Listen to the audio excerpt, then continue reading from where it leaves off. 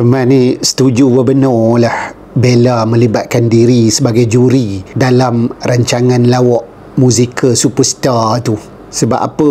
Dengan adanya penglibatan Bella ini, maka ramailah nanti kawan-kawannya yang terdiri daripada kalangan pelawak. Kalau kita tengok rancangan tu pun dah nampak dah Bella ni dah ada banyak unsur-unsur humor semasa dia menjadi juri tu. Dia bukan apalah lawak ini dia bukan sekadar hiburan, tetapi dia juga dianggap sebagai alat terapi yang sangat berkesan dari sudut psikologinya. Dengan lawak ni dia boleh mengurangkan stres. Sebab apa? Bila kita ketawa dia boleh merangsang hormon endorfin, iaitu hormon gembira akan keluar dalam badan, dan dia boleh menurunkan kadar kortisol, iaitu hormon stres. Jadi secara tak langsungnya dia dapat mengurangkan tekanan dan nak membetulkan balik mood kita.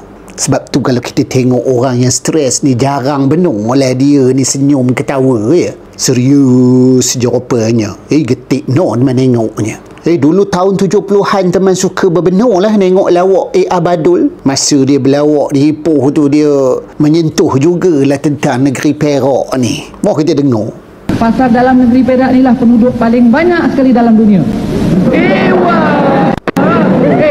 Sedangkan orang kaji sejarah tak bilang, kau ni bilang pasal apa ni? Orang tak tahu, aku yang tahu. Kau tahu dalam dunia paling banyak penduduk negeri Perak. Macam mana? Dalam negeri Perak, di Lumut ada orang duduk, di Parit ada orang duduk, di Dinding ada orang duduk.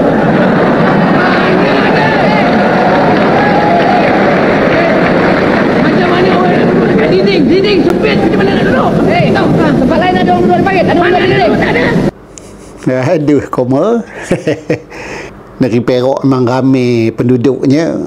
Merata duduk dalam parit ada, dekat dinding pun ada. Tapi teman teringat juga satu lawak dia. Macam mana kita nak ngecek duit tu duit betul ke atau duit palsu? Tu dia. Ni nak tengok betul-betul sekarang ni kan betul ni. Besar pula ni. Bukan duit palsu ke bukan? Tak tentu, kadang-kadang palsu dengan betul pun sama.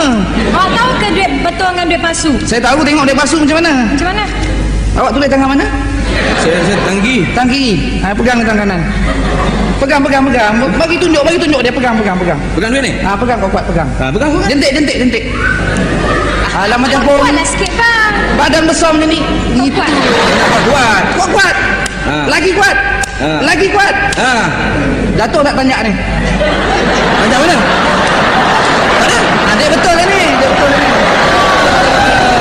Dekat rumah pun bukannya ada TV. Numpang rumah orang nak tengok TV, nak tengok macam-macam cerita yang kita minat lah.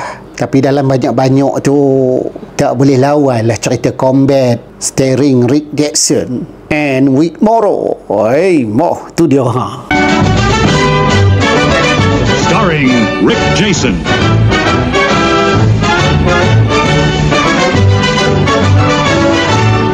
and Vic Morrow. Lepas tu pula lagi tak tahan nak tengok cerita $6 Million Man, Lee Majors, Steve Austin. Jatuh daripada roket gamaknya, terus tukar tangan dan kakinya menggunakan teknologi bionik. Begitu juga matanya, mata bionik. Sampai dia boleh berlari lebih kurang sama dengan kelajuan kereta. Boleh melompat tinggi, turun ke bawah. Macam-macam lah kau. Udah kita pun masa budak-budak tu nak buat juga rupa Steve Austin ni.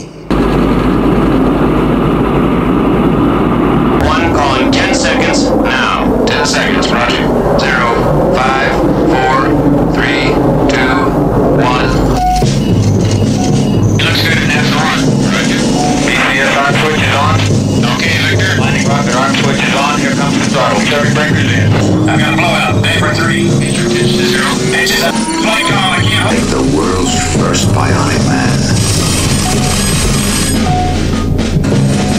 Faster.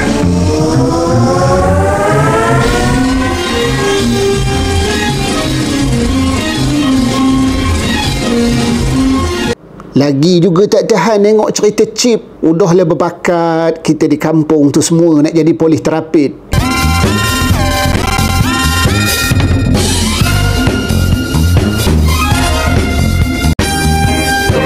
Kadang-kadang nak tengoknya ada rumah yang kena bayar dulu. Duit bateri, duit minyak enjin. Padahal dulu bukannya ada duit pun. Mak ayah kerja noreh getah aja. Cuma yang seronoknya kata dapat cik ni, kalau kerja noreh getah ni dapat duit hari-hari. Kalau makan gaji dapat ujung bulan je. Saya suka noreh getah kerja sendiri.